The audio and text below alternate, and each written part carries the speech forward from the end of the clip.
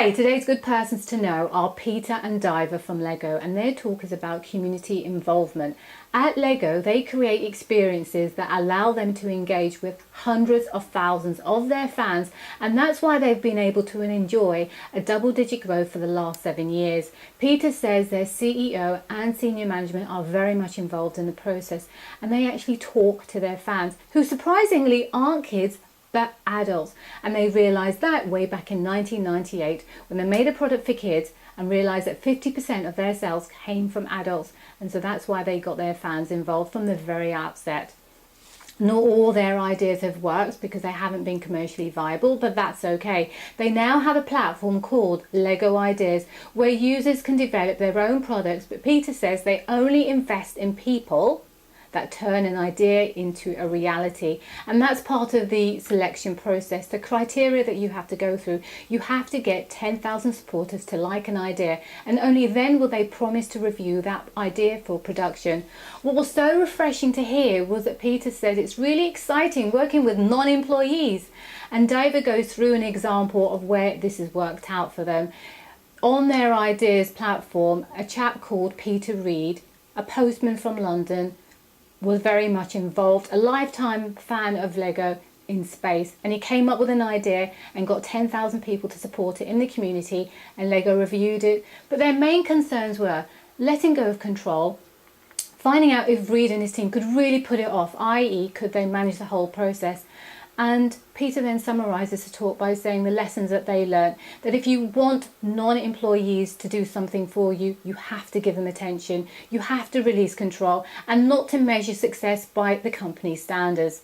Now, this is a really good video for anyone who has got a large community around them, who they talk to and communicate with regularly, because it's really important to get your fans involved in the process so they can develop the business with you and also enjoy the successes with you. So I hope you enjoy this video, and thank you for watching. I try and create immersive experiences where Lego's 13 plus consumers engage with the company and create products, experiences and campaigns.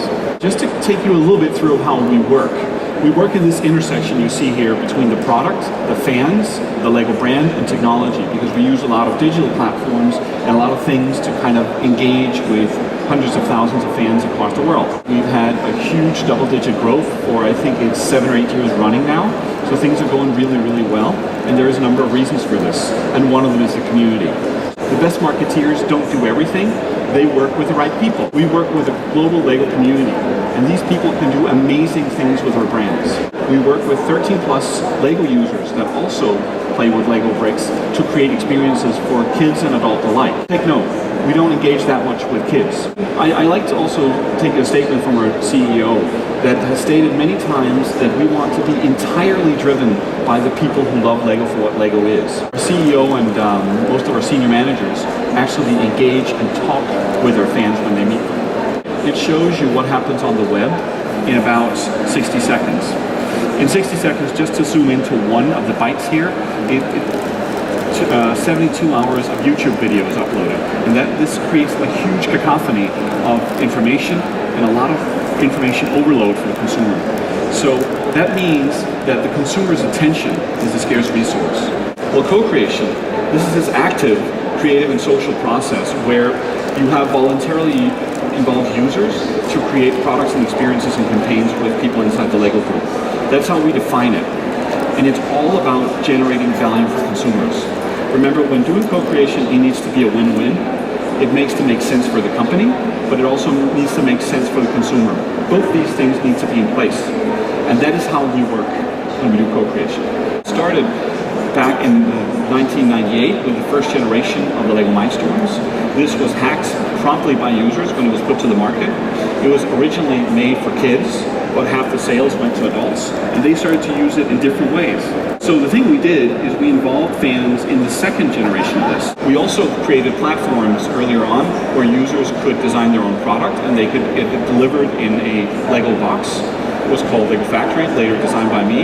And one of the reasons why it's not here anymore and we don't do it, it's simply because it doesn't make sense business-wise. We also have users who develop their own sets, their own ideas, their own products that's compatible with Lego or out of Lego bricks and sell them. We only invest in people where they can drive the process with us. Idea tyranny is probably every one of you guys have a good idea for a Lego product. But the challenge for me is, what are you going to do about it? To solve this idea tyranny, we have the platform called Lego Ideas.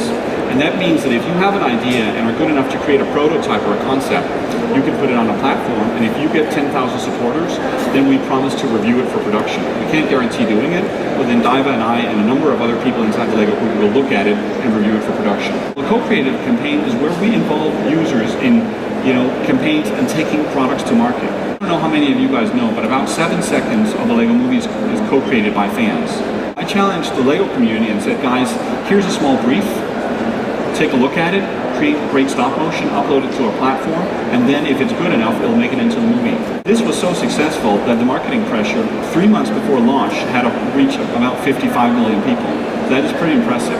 So you can guess what's happened after launch, how big it is. Really, really exciting to have people that have these capabilities and can do this better than we can do ourselves. We also co-create products, and we do that through the Lego Ideas platform. We do have this fantastic online platform where we actually ask people to submit their own ideas for the new Lego products. Basically, a Lego fan from London,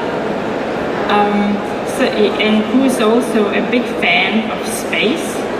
He never grew out of his childhood Lego experience, so he actually developed this set or this product, and then he uploaded on the Lego Ideas, formerly known as Kuso, and then he managed to get 10,000 people to vote for it. Meanwhile, he was so hooked up with the space, so that he, together with his buddies, he wrote a book called Lego Space, and he published that on Amazon. The guy is called Reid, and we actually thought we should invite him here just to present himself, because he's just a regular guy, but then he's a postman.